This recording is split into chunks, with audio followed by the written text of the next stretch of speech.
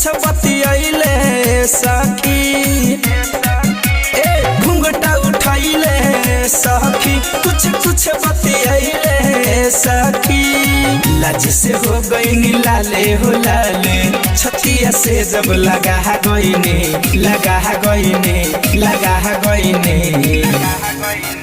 सुहाग के रहे रतिया सखिया चुमा देवे में लजा गईनी सुहाग के रहे रतिया सखिया चुमा देवे में लजा गईनी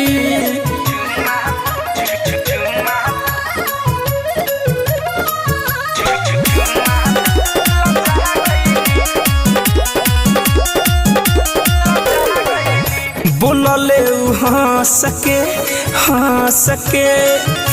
कोरावा में कह सके जब धैले कलैया हो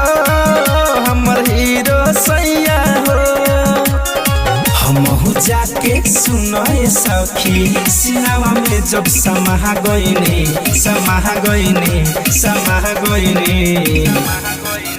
सुहाग के रहे रतिया सखिया चुमा देवे में लजा गईनी सुहाग के रहे रतिया सखिया चुमा देवे में लजा गईनी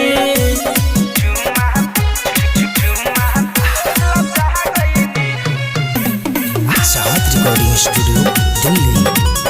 म्यूजिक बाय विकेश भोजपुरिया।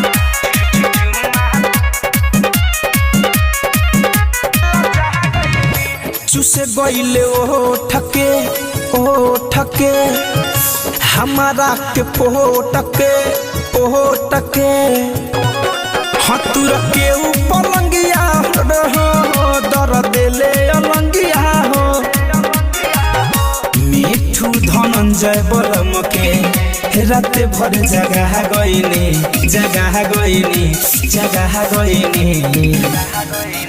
सुहाग के रहे रतिया सखिया चुमा देवे में लजा गईनी सुहाग के रहे रतिया सखिया चुमा देवे में लजा गईनी। चाहत रिकॉर्डिंग स्टूडियो दिल्ली।